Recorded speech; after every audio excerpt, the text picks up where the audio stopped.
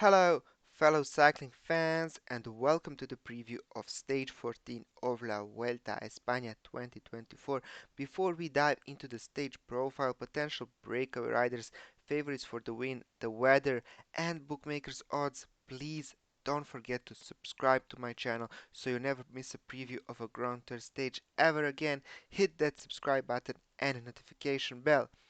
And before we start talking about stage 14, we have to do a quick recap of stage 13 as it had a massive impact on the race.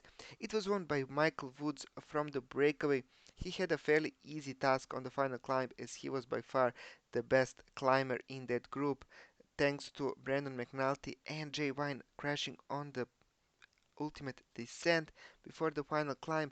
But the biggest news was that Primoz Roglic managed to drop everyone from the GC group.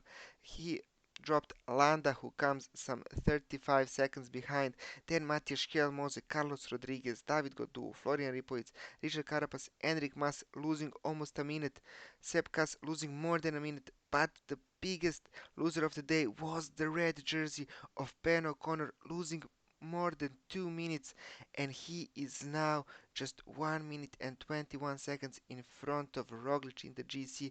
Enric Mas still more than 3 minutes behind alongside Carapaz and Landa. So Primoz Roglic is now in the driving seat. He is decimating that gap to Ben O'Connor day by day. There's a lot of climbing, a lot of road ahead, and he looks set to win yet another Vuelta. However, this is the kind of climb that is his perfect terrain, 5 kilometers with a really short gradients. However, we will have a lot of hard stages in the coming days, and I think that Mas, Carapaz, and Landa will also try and do something about Roglic and try to break him as well as Ben O'Connor.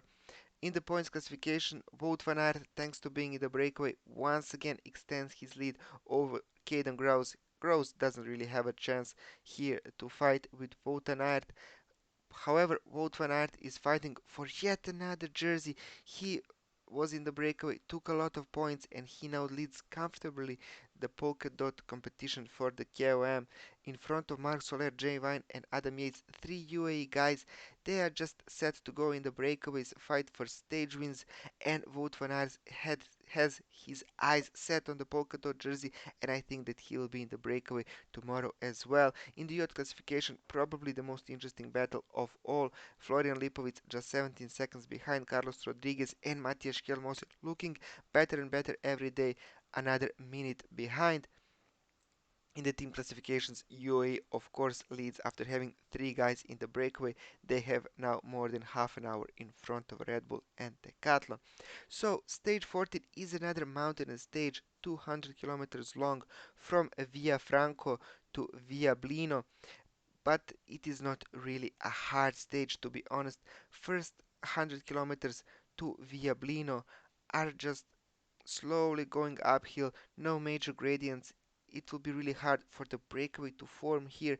That's why I think that a strong rollers will be in the breakaway. Someone like Wout again, Narvaez, someone from the UAE for sure. Maybe Downward and Zana can try. DSM again with Max Poole.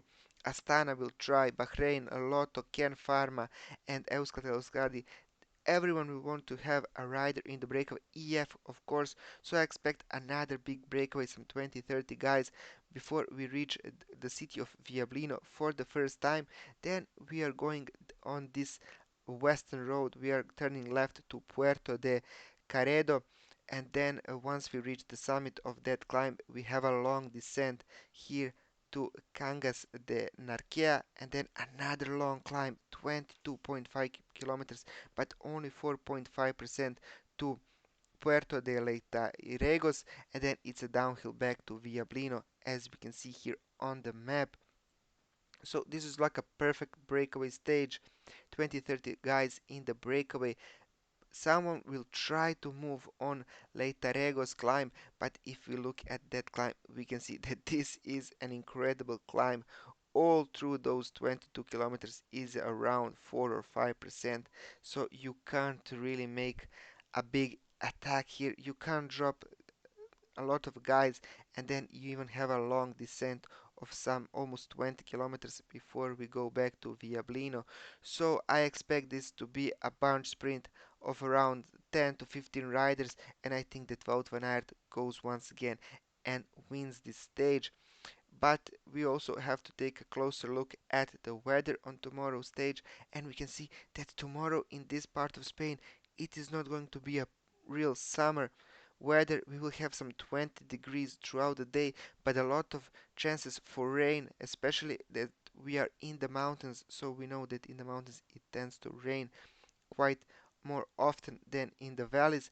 The wind will not be that strong, just 2 or 3 meters per second. In some part of the stage it will be headwind, in the others it will be tailwind. uh, in the last part it will be headwind, so I think that will also be a hard for someone to escape after that climb, and then I expect a small group to fight it out in the end. So let's just take a closer look at bookmakers odds and what they think about tomorrow's stage, and you should not forget to tell me in the comments who is your pick for the win tomorrow, and do you think that Primož Roglic is now the top favorite to get that red jersey? The bookmakers have the similar opinion as I do. They have Wout van Aert as the favorite if he goes on the breakaway, and I don't see a reason why he wouldn't. Then I think he is the big favorite for this stage. Jonathan Narvaez, Max Poole, Quentin Hermans, of course, can also go. Then they think Primož Roglic. I don't think that there is any chance of GC riders fighting out for the win tomorrow. It is a 100% breakaway stage. Then added number Marco Frigo, yes, I forgot about him. Marc Soler, will he be in another breakaway? Stefan Kung is a good option. I don't think that this final climb will be too hard for him. However, he just doesn't have the sprint, and I can't see Stefan Kung winning any stage in a Grand Tour, especially a mountain stage like this one. Matthias Vacek can also go from Lidl Trek, as well as Mattia Cattaneo for Sudal Quickstep. So yes, I think every team will try to put a rider in the breakaway. In the GC they have an easy day before a mountainous, very hard stage 15. Thank you all for watching my video. Don't forget to subscribe, like this video if you like my comments about races. Have a great day, and I hope to see you tomorrow for the preview of a mountainous stage 15. Bye!